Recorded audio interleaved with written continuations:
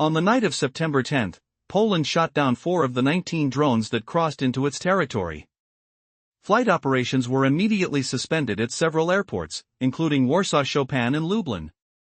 These Russian unmanned aerial vehicles were part of a large strike targeting Ukraine, marking a significant provocation against NATO. In a dramatic escalation, more than 400 drones and 42 cruise missiles were launched in an attack that reverberated through NATO's defenses.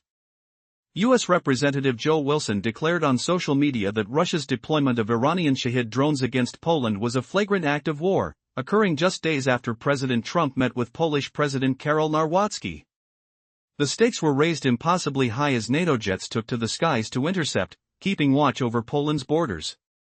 Amid the chaos, whispers of anxiety filled the air as emergency calls surged between Warsaw and NATO headquarters. No event like this had ever unfolded on Polish soil. In a twisting narrative shaped by Vladimir Putin's aggressive maneuvering, NATO found itself standing at the brink of a high-stakes conflict. A roof in western Poland bore the scars of this aerial assault, its surface littered with debris. Fortunately, no civilian lives were lost, but the significance of the crisis loomed large. The operation marked the first instance of Russian-made UAVs being shot down over NATO territory, establishing a critical threshold. If not for the timely interventions by Dutch F-35 jets, the unfolding crisis could have spiraled into unprecedented violence.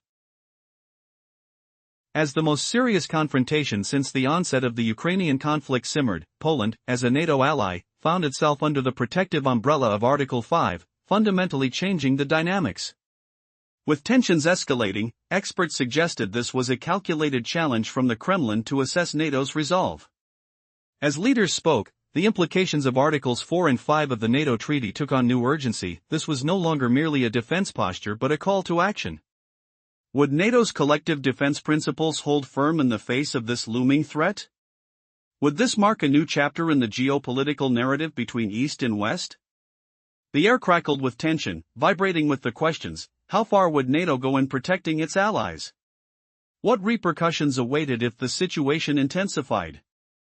In this swirling maelstrom, the reality was clear: the stakes had never been higher. As military strategists prepared for the unexpected, one undeniable truth emerged: the world was watching.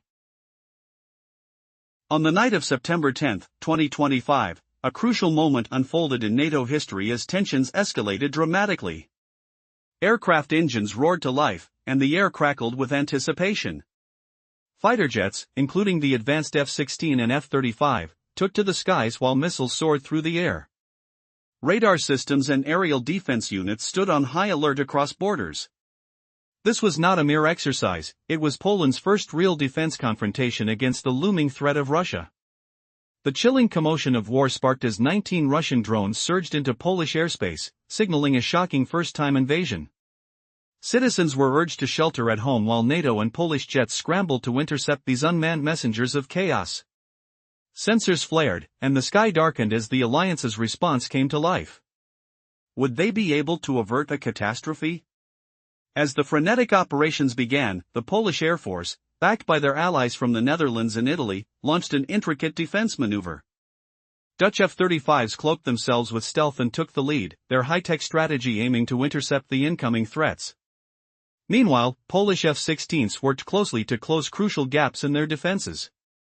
This was an operation of great significance. Early warning systems buzzed and flickered diligently to provide command centers with updated information. The stakes escalated when it was revealed that 4 of the 19 drones had been shot down. The air was thick with tension, and civil aviation faced unplanned disruptions across major Polish airports. A total of 400 drones and a multitude of missiles were unleashed in a surge aimed at Ukraine.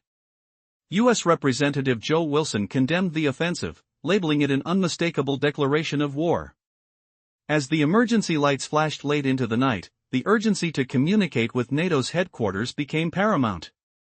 The aftermath of these events extended beyond just national borders and left a chilling reminder of the impending danger. Now, would NATO be ready to respond? Understanding the implications of this aggressive breach could either mitigate or ignite further escalation. Prime Minister Donald Tusk stood resolute, invoking Article 4 of the NATO treaty, emphasizing the urgency of the threat and signaling a unified stance against Moscow. Tusk warned that it was not just Ukraine facing aggression, the free world itself was under attack. This statement, presented in Parliament, underscored a delicate balance. While he reassured the public that we are not at war, he recognized the perilous edge they were teetering upon was akin to their closest risk since World War II. Could this crisis be the catalyst for profound change in NATO's defense strategy? Article 4 initiated consultations among allies, paving a way for a unified response. This situation demanded restraint, a careful orchestration of military power without tipping into full-scale warfare. In a chess game where every move could decide the fate of nations, one question loomed: could this delicate maneuvering maintain peace, or would it ignite a conflict that had the potential to spiral out of control? The world held its breath, waiting for the next moves on this geopolitical chessboard.